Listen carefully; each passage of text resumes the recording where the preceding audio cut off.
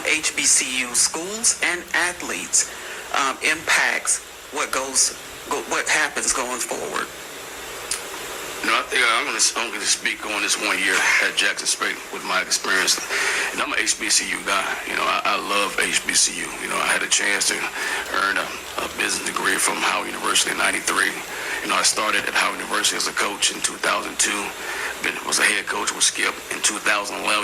Had the chance to go over to FAU and experience some different things and learn some great things.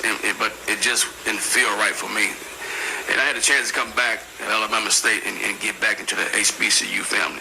HBCU is different. The culture, the tradition that you get on the grounds, on the campus of all these universities. We always, try to make sure, we go out, we sell our university. We got so much pride for our university at Howard, Hampton, North Carolina Central, for various schools.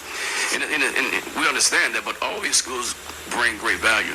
And when you're talking about the longevity, HBCU has been around for a long time and has been doing a great job as far as educating young black men and women up to this point. And it does a great job as far as giving you an understanding of reality, and as far as me, my longevity, I wouldn't be here today without Howard University, the things I learned on that campus.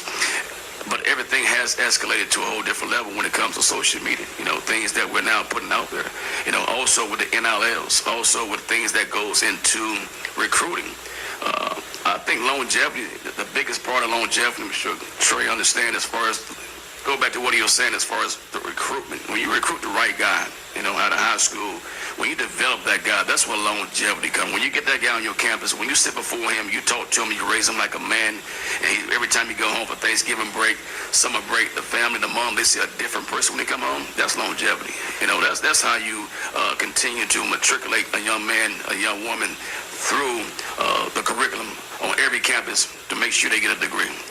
NCAA got so many regulations that's involved, but when it comes to the administration, when it comes to the coaches, when you do a good job as far as bringing on the right person, the right fit, and creating that culture like you just talked about earlier, then HBCU, when it comes to longevity, is always going to be in great hands. And I piggyback on him, what Coach is saying as well. Both of us are being products of HBCUs, and it's been great. And a lot of folks are just seeing it now with the social media presence and all that stuff. But from where it's come from, when we were in school, I was in North Carolina Central in 94, 98. And, we only had one outfit. And you might have to share a helmet. And Coach come out off the field, I get his helmet, he get my helmet, and tell him just don't put my mouthpiece in. But, from where it's come, coaches back then weren't making any money. And you're going to have to teach classes and do all this other stuff. But from where it's come, it's night and day. But it's always been a great thing. You can go back to the Heritage Bowl. HBCUs are unbelievable and have been. And it's great now that the whole world can see it. And we have a platform. But, the young men, like you're talking about with the guys you bring in, our team GPA is a 3.0. And our Life After Football program sets these young men, up to get internships. And the opportunities that you get from coming from HBCU and how you're developed I think is a little bit different. The opportunities and you have to work for it. Things aren't given to you. Financially, you got to stand in line. Ain't nobody going to do this for you. They're going to develop you and turn you into a man. And I'm sure when Coach got to Howard, he wasn't the man he is now. But I know all the people at North Carolina Central mean the world to me, and that's why I'm forever indebted to them, because they made me the man I am today. And now I'm just trying to, pour into the hearts of the next one and develop these young men I have on my team now. All right, thanks. Thanks to everyone who took part in this.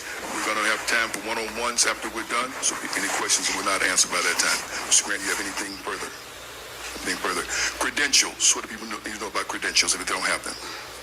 Friday is the last day if you haven't already applied for your credentials. You have to do so by Friday, this Friday.